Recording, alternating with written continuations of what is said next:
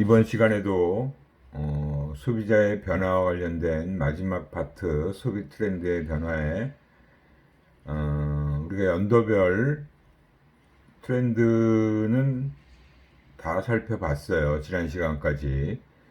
오늘은 이제 총 정리를 한다는 차원에서 살펴보도록 하겠습니다. 소비 트렌드를 통해서 살펴본 소비자의 변화의 모습, 지금까지 우리가 쭉 살펴본 그 소비 트렌드를 통해서 개인화라는 측면과 실용주의라는 측면, 이 측면으로 요약이 될 수 있다라고 봅니다. 결국은 이 개인화와 실용주의라는 것이 자기 표현을 중심으로 한 소비자의 욕구의 변화에서 나타나는 트렌드라고 볼 수 있죠.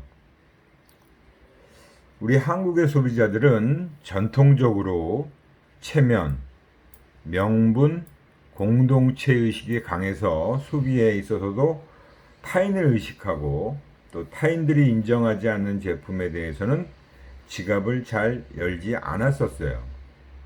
근데 이제 그러한 트렌드가 90년대 이후에 한국의 소비자들을 변화시키기 시작했다라고 볼 수 있는 거죠.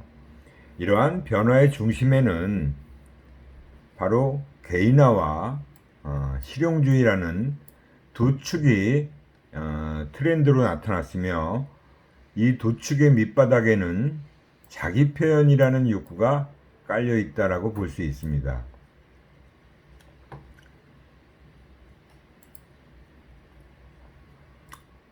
이 소비자 라이프 스타일의 변화를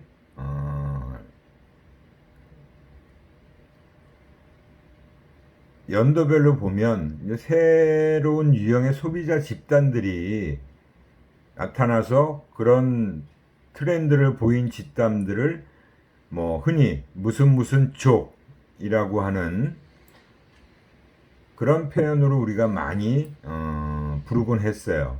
그게 이제 유사한 욕구와 성향들을 지닌 집단들을 칭하는 말로 특히 이제 그 90년대 이후에 그런 무슨 족이다라고 하는 표현들을 많이 써왔다라는 거예요.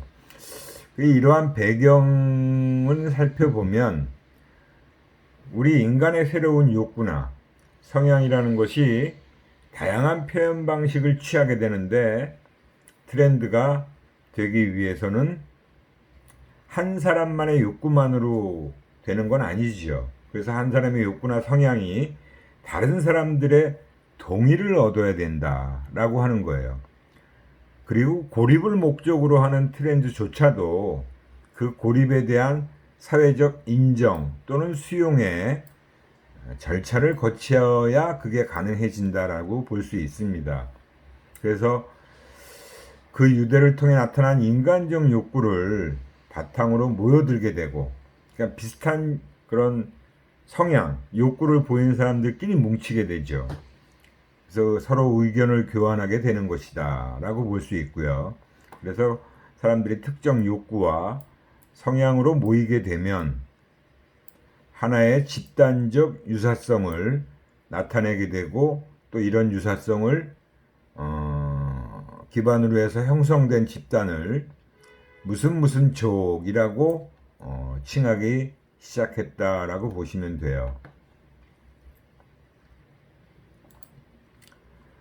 그래서 이제 2000년대 이후에 나타난 집단들을 좀 몇 가지 쭉 정리해 본 내용이라고 보시면 됩니다. 우선 딩크족이라는 게 있어요. 더블 인컴 노 키즈. 그러니까 맞벌이 부부인데 아이는 갖지 않는다. 노 키즈입니다. 그래서 부부가 애완동물들을 키우게 되면 딩패족이라고 하고, 딘트족이라고 하면 더블 인컴은 또 동일하지요. 맞벌이 부부인데 바빠서 돈을 쓰거나 함께할 시간조차 부족한 부부를 가지고 딘트족이다라고 불렀다는 겁니다. 그리고 또 이제 2000년대 이후로 나타난 집단 중에 테크노 인텔리전스족이다. 이거는 이제 기술적인 특징을 잘 알고 있는, 기술적 소양을 갖추고 있고 또 전략적인 미래 구상, 또 예견 능력을 지닌 사람들을 얘기할 때 테크노 인텔리전스족이다라고 한다고 합니다. 그 다음에 유비 노마드족이다라고 해서 유비쿼터스와 유목민이라는 뜻의 노마드를 결합해서 유비 노마드다라고 얘기하기도 하고, 또 노노스족은 MP 로고 노 디자인, 이게 MP가 아니고 N 노나 이거 노 노고 노 디자인. 명품 대중화에 반해서 명품 로고나 명품 디자인을 거부하고 오로지 나만 아는 최고가, 최고품, 최고급 명품을 추구하는 사람들입니다. 그러니까 대중화된 명품이라기보다는 오히려 너무 많이 알려진 명품보다는 나만 아는, 내가 잘 알고 있고 나만 아는 초고가, 최고급 명품을 추구하는 사람들이라고 볼 수 있죠. 그냥 명품족이 아니다라는 거예요. 그 다음에 이제 소시오 웰빙족이다 해서 뭐 개인적 차원의 웰빙이 아닌 사회적 웰빙을 추구하는 사람들을 일컫는 집단으로 나온 말이라고 할 수 있어요. 그 다음에 뭐 그들만의 라이프 스타일과 기준을 창조하면서 좀 더 적극적으로 생겨난 집단으로 다음과 같은 집단들을 들 수 있습니다. 라임라이트족, VIP처럼 대접받고 싶어하는 사람들이고, 외로운 늑대족, 나만의 브랜드로 대접받길 원하는 독신 남성들을 얘기하는 집단이고요. 신본질주의 구매자다. 그러니까 완전히 그 본질을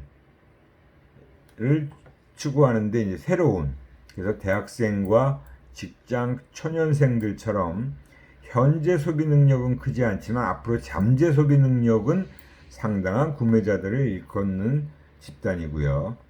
신디족이다라고 해서 싱글 인컴, now divorce, 그러니까 이혼한 싱글족을 얘기하는 거죠. 경제적으로 능력 있는 독신 여성들로 자녀를 양육하기도 하고 자유시간이 부족하고 인스턴트 식품과 기호식품을 선호할 수밖에 없는, 직접 조리할 시간이 없으니까 경제활동을 하고 있으면서 굉장히 바쁜 그런 싱글맘들을 일컫는 용어라고 봐야겠죠.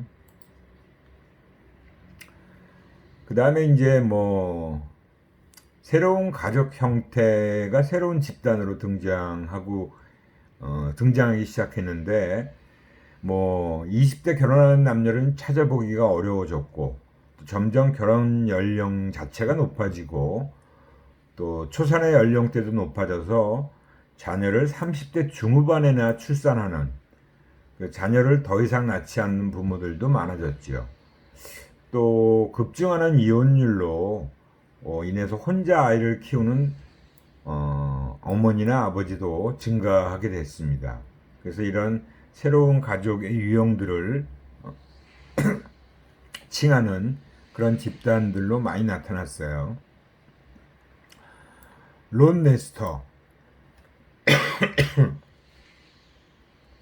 가족 구성을 철저하게 회피하여 혼자 사는 사람들. 어떻게 보면 지금 뭐 혼밥족, 혼술족이라고 하는 그런 혼자 가구를 형성하고 있는 그런 싱글족들을 얘기하는 거죠. 그다음에 싱글 데드, 혼자인 아빠를 얘기하는 거예요. 열심히 일을 하지만 지원과 도움이 부족한 사람들, 굉장히 힘들죠. 혼자 아이를 키우는 아빠들의 경우를 얘기하는 거고요. 공동 부모 가족이다. shared parent family다. 이혼이나 별거 후에 서로 우호적으로 공동 양육에 동의하고 사는 사람들. 부모들은 떨어져 있지만 아이들을 키우는 것을 공동으로 하는 그런 가족을 얘기하는 거예요. 빈폴 가족이다. 서로 이전 관계에서 발생한 자녀를 데리고 재혼한 부부들의 대가족을 얘기하는 거죠. 그러니까 뭐 엄마가 자녀를 데리고 또 아빠도 자녀를 데리고 서로 합친 가족을 얘기하는 거죠. 맞벌이 외 자녀 세대, 더블 인컴, 론 키드 하우스홀드예요. 부모 둘 다 경제력이 있고 한 명의 자녀를 둔 소비 능력이 높은 부부. 아마 여러분들의 부모님들 중에도 있으실 수 있고요. 저희 세대는 이런 사람은 없었죠. 저희 세대는 대부분 다 자녀를 둘, 셋씩 낳기도 하고 하나, 둘 정도는 대부분이었는데 이제 셋을 낳으면 어느 정도 좀 소득 수준이 높아야 가능한 일이었고요. 그 이후에 저보다 좀 세대가 낮은 지금 40대, 30대 후반, 40대 초반, 40대 후반까지도 이런 세대일 수도 있죠. 또 2000년대 이후에 나타난 집단들 중에서 이제 소비 행태를 가지고 나눈 집단들을 얘기하는데 잠깐만 제가 물 한 잔만 떠오겠습니다.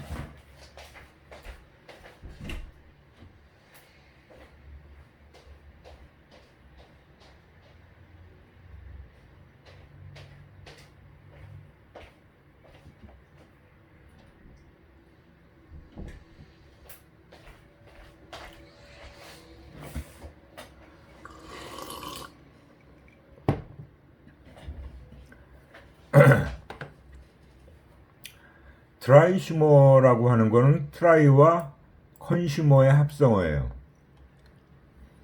그래서 기존 정보나 제조사의 광고, 그런 간접적인 체험에만 의존하지 않고 새로운 서비스나 제품이 나오면 직접 체험해보고 그걸 즐기는 그런 소비자 그룹을 지칭한다라고 볼 수 있어요. 어떻게 보면 좀 혁신적인 소비자라고 할 수 있죠. 모험적인 성향을 가지고 있다라고 얘기를 하고 있고요. 그래서 그 기업들은 애플 스토어, IT 업체들은 베타 서비스 이런 것들을 내놓으면서 먼저 자기네가 신제품을 출시하기 전에 이런 트라이슈머들에게 제품을 사용하게 하고 그 사용 후기들을 올리고 하는 그런 거죠. 그 다음에 이제 프로슈머라는 또 집단이 있는데 프로듀스와 컨슈머를 또 합성한 그런 단어라고 볼 수 있죠. 공급자와 소비자 사이의 경계가 없어지면서 소비자가 직접 제품 개발, 유통 과정에 참여할 수 있는 생산적 소비자를 의미하는 그런 말이라고 볼 수 있어요. 이 말은 엘빈 토플러라는 학자가 그 제3의 물결이라는 책 속에서 처음 사용한 단어라고 할 수 있습니다. 그래서 기업 입장에서도 이런 프로슈머의 등장에 따라서 소비자의 의견을 받아들여 광고 캠페인을 만들거나 또 레시피를 공모해서 또 상품화하는 경우도 있고요. 그런 게 예전에 많이 있었죠. TV에서 연예인들이 나와서 음식을 했는데 자기만의 독특한 방식으로 하는 것을 실제 상품화하고 그걸 일반 소비자들도 역시 그런 식으로 참여할 수 있게 공모를 하는 그런 경우도 있어요. 그다음 미디어에서도 1인 미디어라고 할 수 있는 블로그, 포스트 등의 등장으로 미디어 소비자가 생산자 역할을 하는 것도 좋은 예라고 할 수 있습니다. 특히 요즘은 더 그런 성향들이 강해졌다라고도 볼 수 있겠죠. 또 모디슈머라고 하는 말도 있는데 모디파이, 수정하다. 그리고 이제 컨슈머의 합성어입니다. 그러니까 제조사가 제시하는 표준 방법을 따르는 것이 아니라 사용자가 스스로 자기가 개발한 방식으로 제품을 재창조하는 소비자를 의미합니다. 내가 원하는 방식으로 제품을 재구성하고 소비하고 있다는 거죠. Made by Consumer라는 그런 트렌드는 식품에만 국한되지 않고 뭐 인테리어라든가 의류 이런 곳으로 또 확산되는 그런 경향도 보여주고 있다는 거죠. 짜파구리가 바로 짜짜론이라는 그 짜장 면에다가 너구리 면을 이용해서 짜파구리는 아주 유명한 또 그 기생충이라는 영화에도 등장을 해서 뭐 아주 판매량이 굉장히 늘었다라고 하는 얘기도 나왔어요. 골뱅이하고 비빔면을 해서 골빈면이다. 뭐 불닭게티, 불닭라면에다 스파게티를 섞어서 조리를 한 거죠. 코코넛 밀크 빙수 이런 식으로 음식에서 굉장히 많은 이런 모디 슈머라고 하는 사람들의 시도가 있었던 거고요. 화장품 업계에서도 DIY 제품을 또 출시하기도 한대요. 나만의 어떤 방식으로 나에게 맞는 화장품을 직접 만드는 거죠. 그 다음에 이제 트윈슈머다라고 해서 쌍둥이를 뜻하는 트윈과 컨슈머를 합성어로 만들어진 말인데 소비 성향이 서로 비슷한 소비자들을 지칭한다라고 합니다. 그래서 인터넷을 통해 상품 구매할 때 상품을 직접 구매해 볼 수 없기 때문에 동일 상품을 먼저 구매한 사람들의 후기, 평가 등을 참조하면서 구매를 결정하는 경우를 얘기하는 거죠. 그래서 누군가가 어떤 제품을 써보고 좋다라고 하면 그 제품을 나와 취향, 관심, 선호, 구매 등이 유사한 소비자들을 의미하는 거예요. 그래서 이들이 사용 후기나 입소문에 대해서 매우 민감한 계층이라고 할 수 있고요. 인터넷의 만족도 평가, 상품 후기가 없는 경우에 그런 제품에 비해서 오히려 훨씬 매출이 더 높아지는 그런 성향을 보인다라고 하는 거죠. 전문 제품 평가 사이트로 유명한 DC 인사이드라는 사이트하고 MB 인사이드 등이 트윈슈머 트렌드의 발상지라고 할 수 있대요. 그러니까 그만큼 이런 그 사이트에서 그런 성향을 가진 사람들끼리 서로 의견을 많이 교환한다는 거죠. 인터넷 쇼핑이 매우 늘어나면서 생긴 흐름이라고 볼 수 있습니다. 그러니까 워낙 제품은 다양해지고 뭘 사야 될지 혼란스러운데 그 제품 후기를 읽어보고 나랑 그 성향이 딱 맞는 그런 사람이 올린 후기에 대해서 자기가 동의를 하고 그 제품을 또 구매해서 자기도 써보니까 괜찮더라, 이런 면에서 좋더라, 뭐 그렇게 되는 거겠죠. 결국은 이제 이러한 소비 행태에 따른 집단 유형을 뭐 앞에서 쭉 설명을 했는데 그 외에도 이런 개인화와 실용주의라는 두 가지 그 특징으로 나타나는 이런 여러 가지 다양한 또 소비자의 집단 유형을 볼 수 있어요.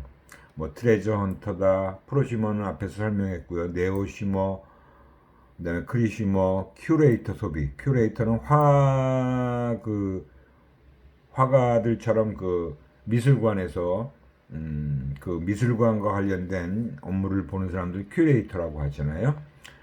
웰시 피프티, 글루미족, 그다음에 아티젠, 아트, 예술을 좀 혼용한 그런 쪽에 혼밥 쪽이다, 혼술 쪽이다.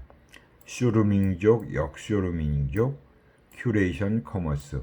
이러한 것들도 다 이런 개인화와 실용주의라는 트렌드에서 탄생하게 된 집단들이라고 볼 수 있어요.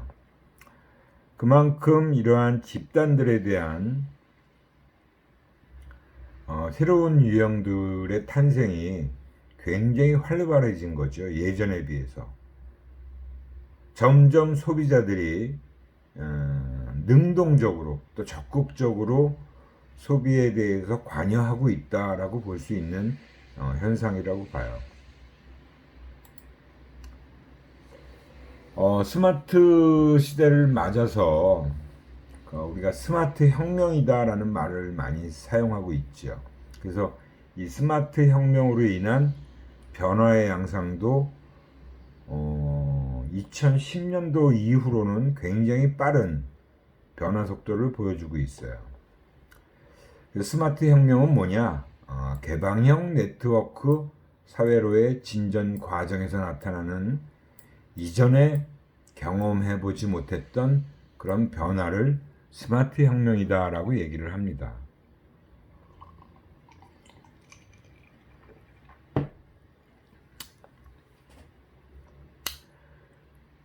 이 스마트 혁명의 의미는 뭐 말 그대로 그 스마트 기술의 발전과 스마트 기기의 보급이 촉발시킨 혁명이라고 볼 수 있고요.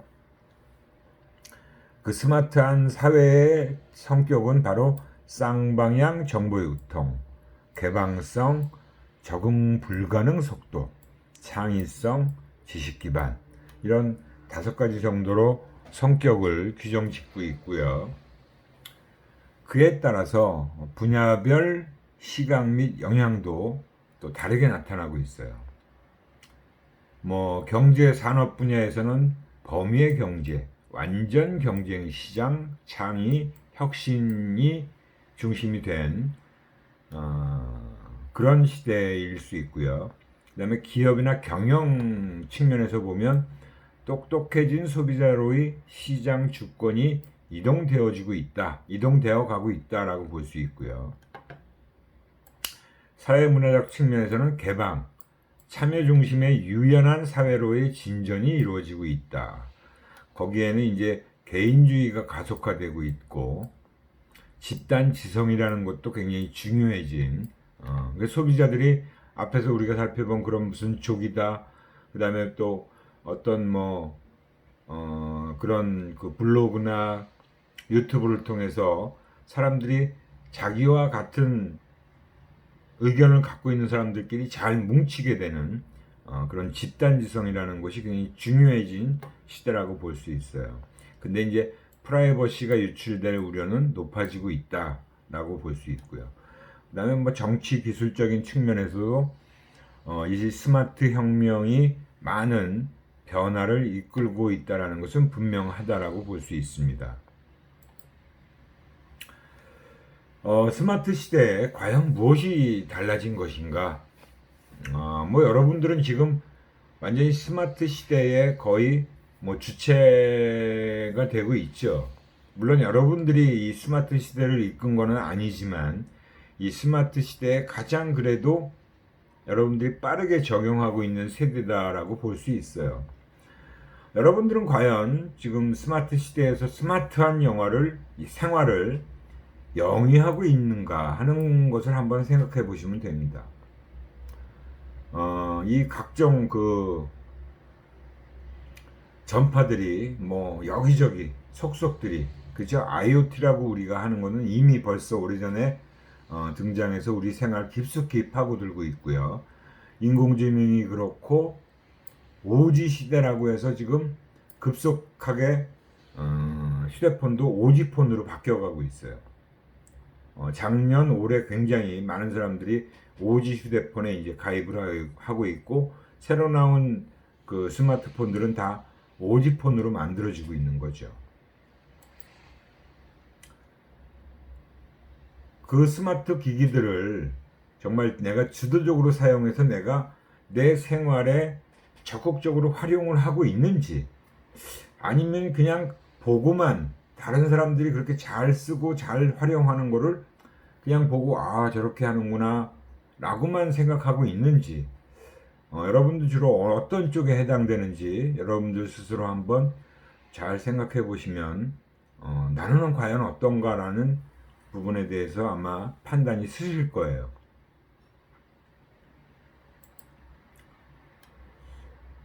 뭐 이런 각종 컴퓨팅, 미디어 시청, 커뮤니케이션 측면에서 굉장히 활발하게 PC도 많은 변화가 일어나고 있죠. 그죠? 옛날에 이제 그런 데스크탑 PC 시대에서 점점 인터넷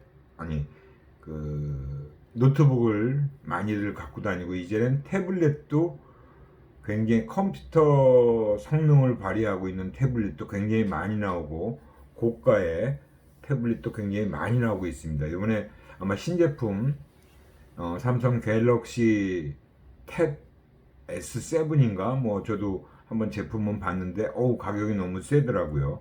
160만 원인가 이렇게 되는데 그건 예전에 제가 사서 쓰던 태블릿하고 가격이 너무 차이가 많이 나는 그런 신제품들도 나오고 있어요. TV도 많이 형태가 바뀌어지고 점점 대형화되고 있잖아요. 휴대폰 말할 것도 없죠. 지금 폴더블 폰도 막 이렇게 가로로 접는 거, 세로로 접는 거 다양한 그 다음에 이번에 또 LG에서 신제품이 나온 게 접는 것은 오히려 삼성 쪽에 주도권을 뺏겼기 때문에 접는 게 아니라 돌려서 이렇게 두 개의 화면을 활용할 수 있게 만든 그런 휴대폰을 또 LG에서 출시를 한다라고 하네요. 인터넷과 미디어, 커뮤니케이션 이런 것들이 다 서로 상호작용을 해서 IPTV도 있고 모바일 인터넷 트라이버전스라고 해서 이 세 가지가 다 얽혀져 있는 사실은 대통합이 이루어진 그런 시대라고 볼 수 있죠. 스마트 시대가. 그게 결국은 디지털 컨버전스가 결국 확대된 거죠. 그래서 그런 디지털 컨버전스의 확대가 라이프 컨버전스로의 진화를 모색한다라고 볼 수 있는 거예요. 생활 전반에 많은 것들을 컨버전스, 융합하고 있는 거죠. 그래서 개별 소비자에게 맞춤형 융합 서비스를 제공하는 라이프 컨버전스 전략이다. 요새 광고를 또 보면 아마 그런 부분들을 많이 우리가 느낄 수 있는 부분이 있는데 여러분들은 또 TV 광고를 잘 안 보는데 광고를 좀 이렇게 유심히 본 사람들은 많이 느낄 수 있어요. 그런 컨버전스라는 게 정말 얼마나 많이 이루어지는지 뭐 자동차에서 집안에 가전도구 가전 집안에 하여튼 모든 것들을 통제할 수 있고 또 가전 자체도 예전과는 다르게 달라져 있죠. 그래서 디지털 컨버전스라는 것부터 네트워크, 디바이스, 컨텐츠가 다 융합되어질 수 있는 네트워크도 융합이 일어나고 디바이스 쓰고 있는 그런 도구 기구들도 컨버전스가 일어나고 컨텐츠들도 다 컨버전스가 일어나고 있습니다. 뭐 특히 요즘엔 이제 유튜브라는 것이 워낙 많은 그런 컨텐츠들을 생산해내고 있는 상황이죠. 하여튼 이 모든 것들이 결국은 우리 생활 전반에 라이프 컨버전스로 확대되고 있고 진화되고 있다라고 보시면 돼요. 그래서 라이프 컨버전스 서비스는 개별 소비자에게 적합한 IT 자원, 컨텐츠, 광고 등을 맞춤형으로 선별해서 유무선 네트워크를 통해 지속적으로 제공해주고 있다. 아마 여러분들은 뭐 PC를 키면 인터넷을 통해서 여러분들 이메일에 엄청난 광고 메일들이 들어와 있을 거예요. 모바일도 마찬가지죠. 내가 뭐 이용할 때 보면 모바일에 그런 직간접적인 광고가 나오고 있고요. 뭐 TV에서 드라마나 영화에도 대놓고 PPL을 요즘은 하고 있죠. 지상파 방송은 그게 조금 어려운 상황인데도 이제 그런 것들이 많이 일어나는데 아예 그 종편 그쪽 케이블 TV 종편에서는 대놓고 아주 그냥 노골적으로 PPL을 하고 있습니다. 브랜드도 가리지 않고 그냥 지상파에서는 다 이렇게 가리잖아요, 그죠?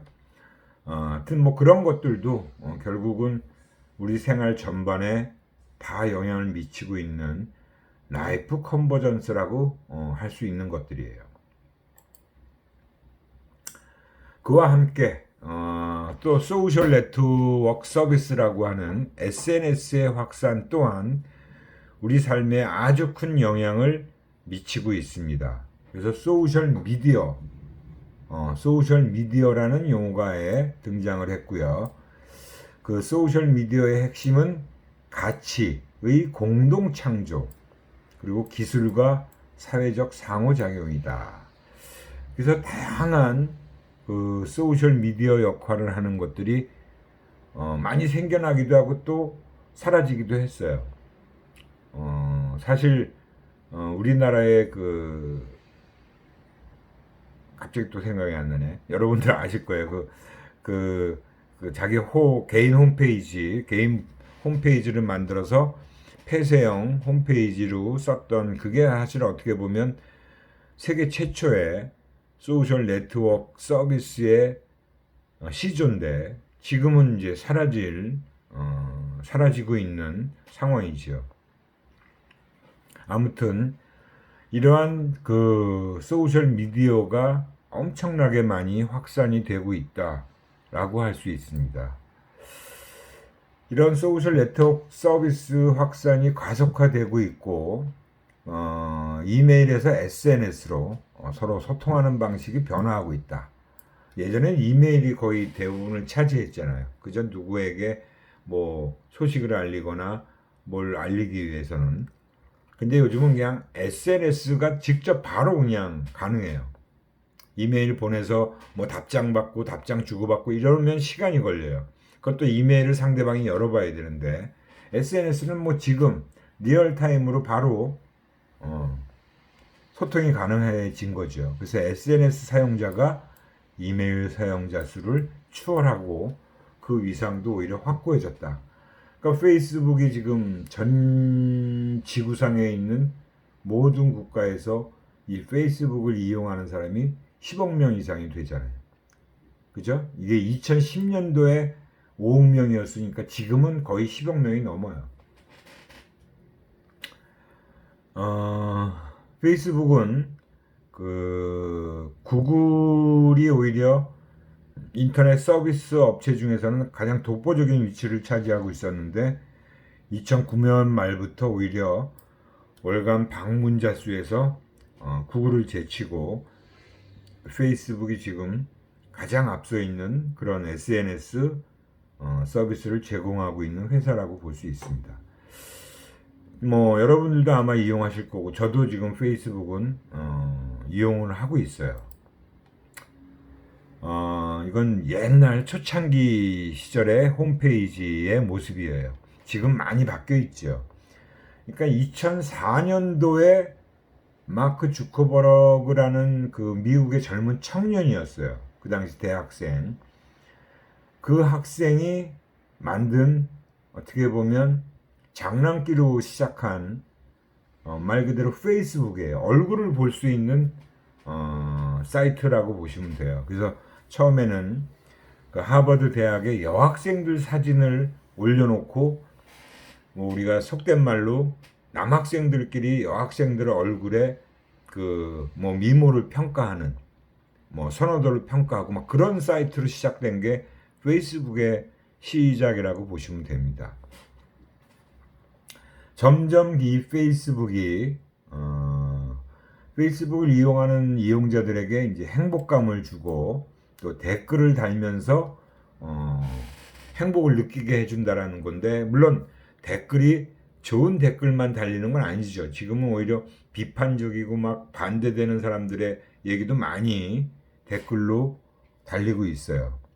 그래서 이제 지향점이라는 건 개방, 공유, 참여예요. 이 페이스북은 철저하게 많은 사람들이 서로 공유하고 서로 주고받고 댓글로 논쟁도 하고 처음에는 그냥 좋아요라는 단순한 그 의사표시만 할 수 있었지만 지금은 아이콘으로 굉장히 다양한 감정 표시도 할 수 있죠. 그것이 점점 소셜 게임으로 소셜 커머스로 지금 엄청난 광고가 거기 들어오고 있고 그 페이스북을 통해서 사람들이 물건 구매까지도 할 수 있도록 만들어 놨고, 결국은 소셜 마케팅, 광고까지에도 다 활용이 되고 있습니다. 그래서 엄청난 수익을 창출하고 있다라고 보시면 됩니다. 여기서 페이스북이 성공하게 된 요인을 간략하게 좀 살펴보고 넘어갈게요. 우선 변화를 정확하게 파악해요. 그 페이스북이 아마 여러분들 사용자들은 잘 아실 거예요. 1년에 많으면 2번, 아니면 1번 정도 변화를 줍니다. 그것도 사람들의 이용 행태를 보고 패턴을 가지고, 또는 이용자들의 의견을 받아서 이용자들이 원하는 방향으로 자꾸 그 페이스북의 형태도, 그 다음에 여러 가지 기능도, 다양한 형태와 기능 디자인을 계속 바꿔요. 그게 아마 페이스북이 이 사용자들의 욕구를 잘 파악하고 적절한 대응을 잘 해왔기 때문이 아닌가라고 생각을 할 수 있습니다. 그리고 기존 서비스의 문제점을 해결했다라고도 볼 수 있어요. 그래서 그 페이스북만이 있는 게 아니잖아요, 그죠? 많은 다양한 여러 가지 SNS 서비스를 하고 있는데, 유독 페이스북이 굉장히 많은 사용자를 끝까지 지금까지도 확장시켜 왔고 유지가 되고 있는 거는, 이 페이스북이 그만큼 확실하게 사용자들의 많은 문제점들을 해결해 주고 있기 때문이다라고 보시면 됩니다. 그래서 정보 공개에 대한 부분도 자기가 알아서 범위를 조절할 수 있다라는 거, 그죠? 그리고 적정 정보 선택에 대한 고민을 줄여주고 있다라는 것도 페이스북의 아주 적합한 전략이라고 볼 수 있습니다. 트위터는 사실은 일부 지금 트럼프 대통령은 트위터를 굉장히 즐겨 쓰고 있죠, 많이. 근데 이건 성향 탓이기도 해요. 이건 트위터는 저도 초창기 때는 꽤 트위터에 많은 글들도 올리고 공유도 좀 많이 하려고 그랬는데, 요즘은 거의 몇 년째 들여다보지도 않고 있어요. 하여튼 그 이유가 있겠죠. 조금 늦게 시작하긴 했습니다, 페이스북보다. 근데 이제 스마트폰이나 이런 모바일 앱에서도 이용이 증가해서 한때는 굉장히 확산이 많이 됐는데, 요즘은, 근데 지금 이게 사용하기가 불편한 것도 있죠. 140자 이내에 메시지만 올릴 수 있었는데, 지금은 조금 바뀌었는지 모르겠죠. 좀 더 긴 메시지도 올릴 수 있게 해놨죠. 그죠? 그래서 팔로잉과 팔로워를 가지고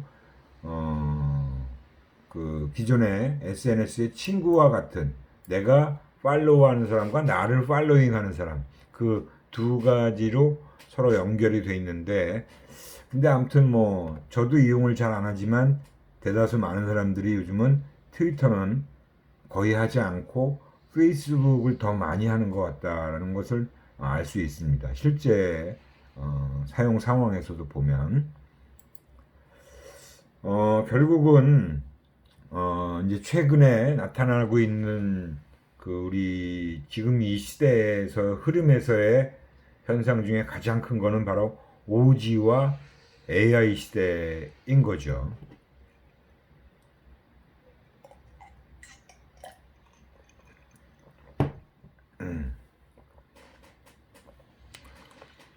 인공지능 AI 같은 경우는 우리 국내에서는 바로 이세돌 구단이 그 컴퓨터와 바둑 대국을 대결하면서 굉장히 많은 관심을 받았어요, 전 세계적으로.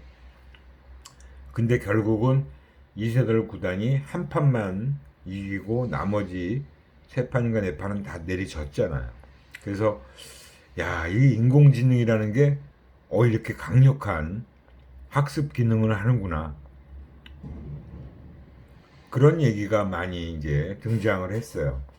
그래서 스스로 학습을 하고 있는 그런 컴퓨터라고 하는 것이 점점 더 발전돼서 지금 AI라는 건 많은 여기저기서 많이 활용이 되고 있죠. 그죠? 인공지능 로봇. 그래서 뭐 일기예보 예측하고 뭐 기상 예측하고 그런 것들도 훨씬 더 정확하게 한다. 뭐 학습 컨텐츠 같은 것들도 인공지능을 활용한 학습 도구들이 많이 등장했고요. 이제 5G라는 거는 바로 이동통신의 어떤 세대 변화를 보여주고 있는 거예요. 이제 조금 있으면 또 6G가 나올 겁니다. 6G가. 6세대 이동통신이 등장할 거예요. 벌써 등장이 점쳐지기 시작했더라고요. 5G도 아직 확산이 다 안 된 상태인데 또 6세대 이동통신을 얘기하고 있어요. 그만큼 지금 빠르게 변하고 있다라고 보시면 되죠. 결국 스마트 시대의 소비 트렌드는 모빌리티를 중심으로 해서 이동 소비의 급부상이 가장 특징적이다 라고 할 수 있습니다. 일단 시공간 제약에서 벗어났잖아요. 그죠? 시간과 공간을 초월할 수 있다. 언제 어디서나 모든 것을 즐길 수 있는 모바일 소비가 본격적으로 구현됐다. 여러분들 손에 들려있는 스마트폰이 그 모든 것들을 다 가능하게 해주고 있잖아요. 그죠? 거기서 내가 보고 싶은 기사 다 볼 수 있죠. 정보 찾아볼 수 있죠. 뭐 SNS 활용해서 커뮤니케이션도 다 원활하게 되죠. 인터넷 쇼핑도 다 할 수 있죠. 그 모바일 쇼핑이라고 하고 뭐 내가 사고 싶은 거 뭐 이용하고 싶은 건 다 이 스마트폰 하나면 모든 게 다 해결돼요. 결국 스마트폰의 보급 확대라는 것은 새로운 핸드폰 기종의 출시 이상의 의미를 가지고 있다라고 보시면 되죠. 뭐 최근에 나온 노트 20, 그죠? 노트 스마트 그 갤럭시 노트 20이 거기서 펜의 기능을 아주 극대화시켜주고 그 펜으로 모든 것들을 다 가능하게끔 해줬어요. 예전보다 훨씬 더 펜의 기능을 강화시킨 거라고 봐요. 그게 이제 노트 그 갤럭시 노트의 가장 큰 특징이었는데, 근데 저도 노트만 지금까지 노트 10까지 써봤는데 별로 제가 펜을 활용을 못한 것 같아요. 그러다 보니까 굳이 내가 노트를 써야 될 이유가 없어서 지금 쓰고 있는 건 갤럭시 20 그 울트라 기종을 쓰고 있습니다. 그러니까 이것도 처음 출시됐을 때 산 게 아니라 이 노트 출시되기 전 8월 말쯤에 굉장히 싸게 8월 달에 굉장히 많은 할인을 해주길래 저도 바꿨어요. 카메라 기능은 이 S20 울트라가 훨씬 더 기능이 탁월하잖아요. 그래서 아무튼 지금 그 기종으로 저도 이 동영상을 찍고 있는데 작년에 제가 지난 학기에 찍었던 폰보다는 훨씬 좋은 것 같습니다. 그 무선 인터넷 활성화와 아주 밀접한 관계가 되어 있고 위치 기반 서비스와 인식 기술의 발달. 이제는 지문 인식만 하고 있는 건 아니죠. 그죠? 얼굴 인식도 하고 있고 뭐 안구 인식도 하고 있어요. 그 저도 이 스마트폰이 얼굴 인식도 해서 그냥 내 얼굴만 비춰주면 뭐 바로 그냥 이 잠김이 열리고 지문 그게 아닐 땐 지문으로 이용하기도 하고 인식 기술이 굉장히 점점 발달하고 있죠. 그래서 이동통신사와 홈쇼핑 업체, 금융회사들이 결합하면서 실시간 서비스가 가능해졌죠. 소비자는 언제 어디서나 원하는 정보를 습득할 수 있고 제품과 관련된 정보를 구매 전 결정을 위해 또 구매 후 평가에 즉각적으로 활용할 수 있게 됐습니다. 소비자들이 모바일에서는 웹과 어떻게 다른 행태를 보일 것인가를 관찰하고 파악하는 것이 매우 중요한 일이 됐죠. 그 컴퓨터에서 웹상에서 이제 사용 행태와 모바일 같은 경우는 또 굉장히 아주 익숙한 사람들은 모바일이 훨씬 더 편하게 할 수 있는 상황이 된 거죠. 물론 어떤 분들은 또 아니, 그래도 난 인터넷에서 이제 웹 PC상에서 하는 게 더 편해라고 하는 사람도 있지만 결국 모바일 소비자의 미디어 이용 행태의 변화 양상을 알아내는 것이 매우 중요한 일이 됐다라고 보시면 됩니다. 그 다음에 이제 패밀리 2.0, 그래서 패밀리 네트워킹의 확장. 이제는 여러분들 카톡의 단톡방이라는 게 워낙 많이 만들어지고 있죠. 그죠? 그래서 뭐 같은 뭐 친한 친구들끼리, 네, 무슨 동창회, 뭐 동호회, 모든 사람들이 다 이 온라인상에서 의사소통을 할 수 있는 시대가 됐어요. 그래서 최근에는 물론 이 카톡뿐만이 아니라 이 네이버에서 하고 있는 그 네이버 그 라인 기능, 거기서도 마찬가지로 또 밴드에서도 또 그게 가능해졌죠. 저도 밴드에 지금 몇 개의 집단에 이렇게 속해 있는데, 뭐 초등학교 동창 모임, 중학교 동창 모임, 우리 고교 반창 모임, 뭐 대학 동기들 친한 친구들 모임, 그런 식으로 밴드에도 또 다 만들어져 있어요. 그 밴드와 카톡은 좀 기능이 좀 차이가 있습니다. 그 나름대로의 장단점이 다 있어요. 근데 워낙 카톡 사용자들은 뭐 워낙 많이 쓰는 거라 카톡을 이용해서 뭐 우리 학과 교수님들은 학과 회의할 때 카톡에서 의견 교환하고, 또 요즘은 이제 대면 회의를 못하는 상황에서는 줌으로 바로 연결해서 비대면 회의를 하고 있습니다. 그만큼 요즘 이제 이 코로나19로 인해서 많은 변화된 모습을 우리가 경험하고 있는 거죠. 그죠? 이런 가족 단위 중심의 소비 행태에 또 역시 주목할 필요가 있다. 그리고 공연장이나 경기장에서 가족 단위의 좌석 등도 마련해 놓고 있다. 요즘은 근데 대부분 다 지금 뭐 특히 이 코로나19가 굉장히 확산이 심해져 가지고 경기장을 관중들이 못 찾고 있는 그런 상황이에요. 아무튼 이러한 변화의 모습도 우리가 실제 느끼고 있는 부분이라고 볼 수 있습니다. 시간이 좀 지났는데 요거는 마저 오늘 다 끝내고 마치도록 할게요. 뭐 소비 트렌드의 변화 전망, 근데 끝내기에는 조금 양이 더 많이 남아 있어서 다음 시간에 계속 할까요? 아니면 계속 지금 하고 끝낼까요? 지금 시간이 조금 오버가 좀 많이 될 것 같은데, 그럼 여기서부터 다음 시간에 조금 언급을 더 하고 다음 진도로 연결해서 나가도록 하겠습니다. 오늘은 여기까지만 하고요. 마치도록 하겠습니다. 이제 제가 좀 말을 빨리 한 것 같은데 혹시 또 궁금한 사항이나 질문 사항 질문 코너에 올려주시고, 쪽지하지 마시고 질문 코너에 좀 올려주세요. 그 질문 코너에 올려주시면 제가 바로 답변을 달아드리니까 그렇게 하고 제가 또 그 아마 지금 이 강의를 들으실 때는 아마 퀴즈를 제가 올려놓지 않았을까라는 생각이 드는데, 아무튼 좀 여러분들이 적극적으로 수업에 대해서 많은 얘기를 좀 해주시기를 바라고요. 또 참여를 좀 적극적으로 해주셨으면 좋겠습니다. 예, 오늘은 시간이 많이 간 관계로 이 정도로 마치도록 하고, 다음 시간에 이어서 요거 마저 정리하고 다음 소비자 행동 분석으로 넘어가도록 하겠습니다. 수고하셨습니다.